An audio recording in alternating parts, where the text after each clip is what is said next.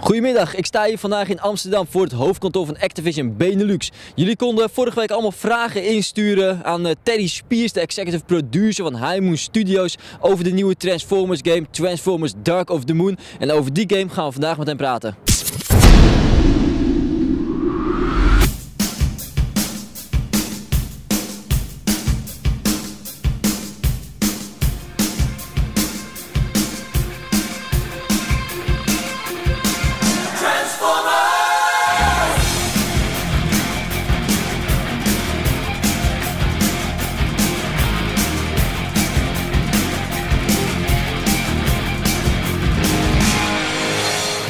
My name is Terry Spier, and I'm a senior designer on Transformers Dark of the Moon. Alright, well, we asked our visitors a few if they could submit their questions about the game. Oh, good. And we got a whole list of them. Okay. So we just walk through a few. Fantastic. And first of all, we got the question that you guys at the High Moon Studios delivered the last game last year. It was very well received. Thank you. And they wondered, isn't it a little bit low on short on time to come with a second game just a year later? You know, the deadlines are always tough. But when Hasbro and Paramount approached us with the opportunity to work on this title, there was no way we were going to say no, because we love Transformers. So, yeah, it was a little tight, but definitely something we could achieve. Right, so did you reuse a lot of assets from the previous game in the development of Dark of the Moon? You know, not a lot of assets. We kept a lot of the, the mechanics, the control schemes, and things that we felt worked really well. But the assets wouldn't translate because we were in space or on Cybertron, and now we had to go to Earth. So, and of course, it was the characters from the Michael Bay universe, so different character models. So we didn't get to reuse a lot of the assets. Okay, well, one of our users asked, when do you start the development of a movie game? How does that process go? Do you guys get to see the first bits of the movies, first bits of the script? How does that development go in cooperation with the movie studio? Well, I can only speak about my experience with Paramount, and they were fantastic. We knew that communication had to start immediately, because we wanted to lay the foundation for the game. The game is actually a prequel.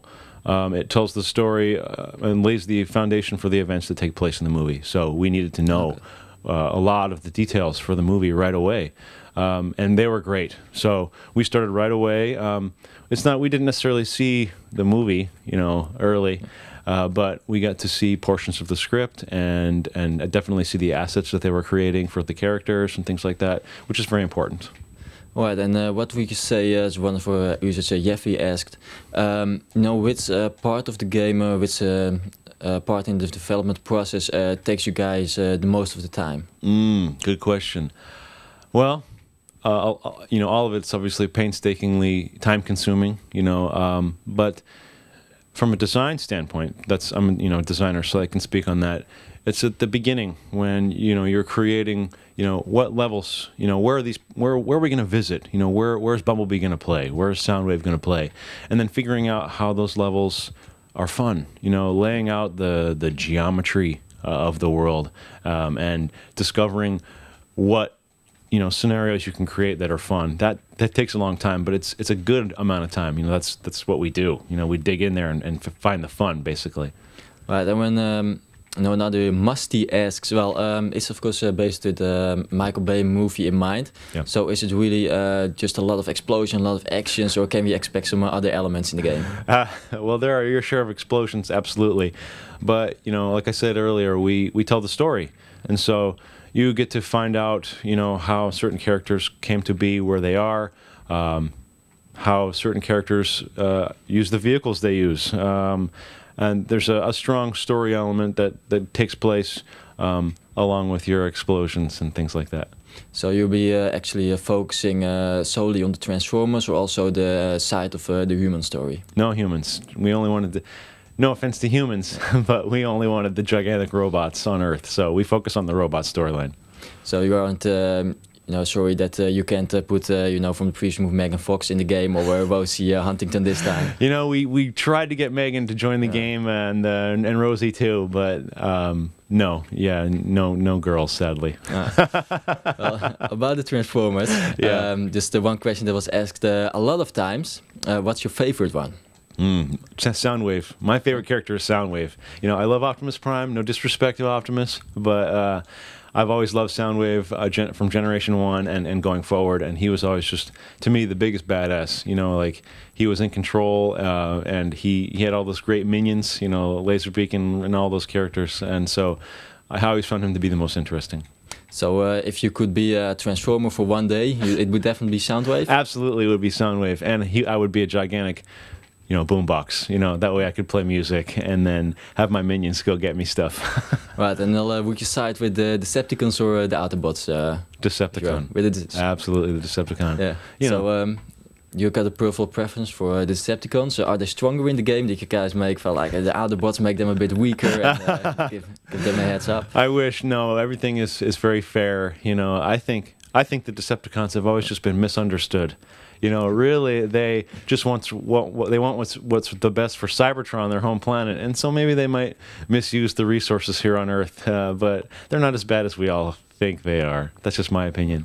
So in the game, do you solely play as the Autobots or also as some of the Decepticon characters? You play as all. It's a linear story, so we start and we cover the events that the Autobots go through that lead up to the movie, and then there's a subtle switch, and then you cover the events that the Decepticons go through, and we end on kind of a cliffhanger, you know, because, you know, obviously we couldn't kill certain characters because they show up in the movie, but, you know, we set up everything so the story follows the Autobots, then follows the Decepticons, and then we end with a cap or cliffhanger. Right, well, one more thing about the development of the game. You know, yes. At the end of the game, there's also the credits, of course, always. And they always thank the family members for their patience and yes. your long hours at the office. Is it really a pain to work on the game? Are there really 80-hour weeks that you would just put in 100 hours in the last week to finish the game? How does that go? Well, there are some long hours, you know, and different companies handle it differently. You know, High Moon Studios has always been fantastic with, you know, how they handle overtime, and but sadly, I shouldn't say sadly, the game, it's a creative process, and so the hours we put in are hours that we want to put in because we're creating something that's for fans, and we want it to be as best as possible. It's not the kind of job where you can come in at 9 a.m. and leave at 5 a.m. because you know there's more you need to do, and you know there's more you want to do to make it something special, because as a fan, that's what you would want to see.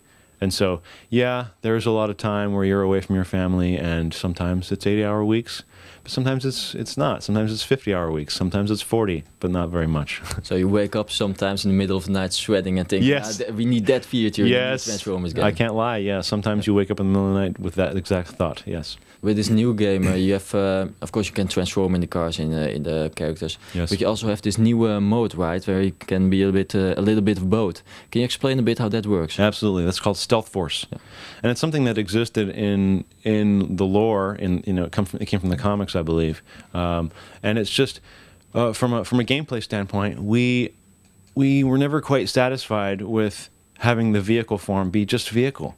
You know, because, you know, you're in combat, you know, obviously it's a shooter. Our game is an action game, and so you're doing a lot of combat, you know, shooting your guns and such. But when you transform into a vehicle, what do you know, all you can do is escape. You know, a lot of times maybe the controls are difficult in some games with driving, and you're not offensive, you know, there's nothing you can do except drive away. Well, that didn't sit with us. And so the Stealth Force mode gives you kind of a hybrid mode, a third form, where, you know, you're in combat and you're strafing as a robot and you're moving around, and but then you decide, I'd rather, you know, I need to go somewhere, so you transform into Stealth Force mode, and you're your vehicle, except now you've got guns. You know, you're just bristling with guns. You're loaded with guns, and you've got primary weapons, you've got secondary weapons, you have abilities. You can lock on. You know, you can circle strafe and lock onto a target. You know, I'm using some hardcore game terms, even though this isn't a hardcore game. But you have all the mobility that you did as a robot,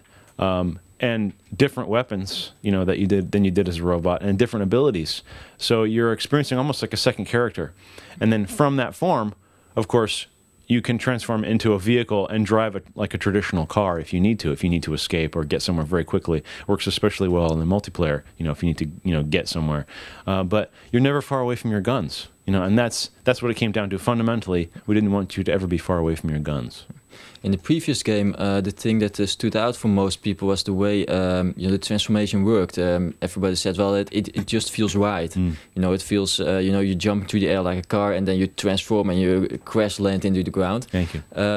How much work does it take to make that section of the game feel just right? It takes a lot of work. You know, even though it's a very quick action, you know, it's something that happens very quickly. It's something that was very important from a gameplay standpoint. It can't be sluggish. It can't take a long time. It needs to feel responsive. It needs to feel fun, even just to transform. You know, because that's what you have here. You're a transformer, and so that's the best part about Transformers, right? Is seeing a giant robot turn into a car or a truck.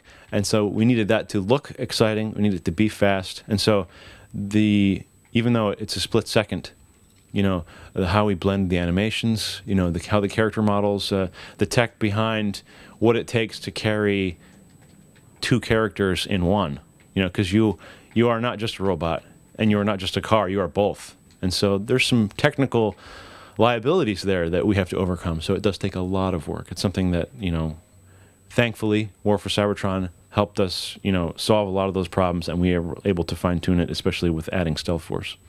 All right, just to wrap it up, we got one question by Dominus NL, and that one is, if you have to pick one feature in the game that really, you can use to sell it to someone, what would that be? It's got to be Stealth Force, you know, because, you know, it's what we spent, you know, the most amount of time on as far as new features, you know, because it hasn't been in any other game, you know, and how vehicles control in this game, you know, we stood on the head and shoulders of War for Cybertron, you know, because you can strafe as a vehicle, right? And so we adapted that to work with vehicles here on Earth, and you have that great mobility and having the different guns and how just how the vehicles play. The vehicle combat is not like anything that I've seen in a very, very long time, you know, if ever. Traditionally, you know, vehicles, you drive straight or you drive backwards or you turn as you're moving, but you can't stand still and strafe and be just a juggernaut, you know, unless you were a tank. But now you can be a Camaro, you can be, you know, these fantastic cars, these beautiful cars, these fast cars, but still be an ass kicker because you've got guns and missiles firing out of everywhere. All right, well, our users ask some of the questions. Can you just name the 3 questions that stood out the most so we can give them the game? Oh, absolutely, sure. The questions that ask about what it's like to work on a movie license, you know, we had one of those questions. I love that question because, you know, some people don't realize that you can't just make whatever you want. You know, that there's some you know, rules and boundaries, especially when you're working with such a large franchise. So I love that question. The question about how many hours we work, that's near and dear to my heart, you know, because a lot of people don't realize how much time we put in.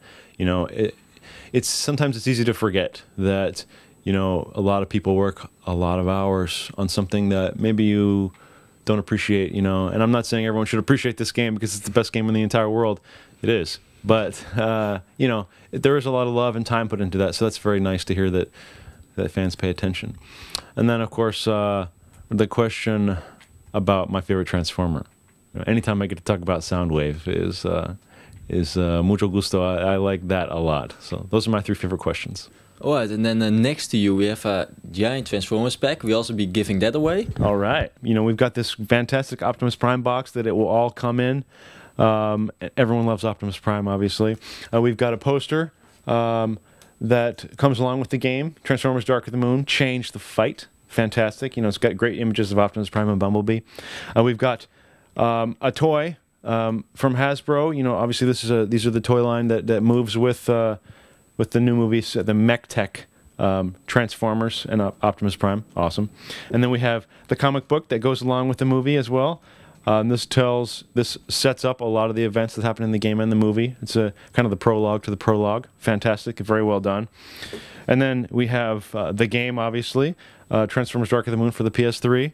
Excellent. Definitely play that. And then we've got also in this pack the original Transformers movie, the very first one, with our friend Megan Fox.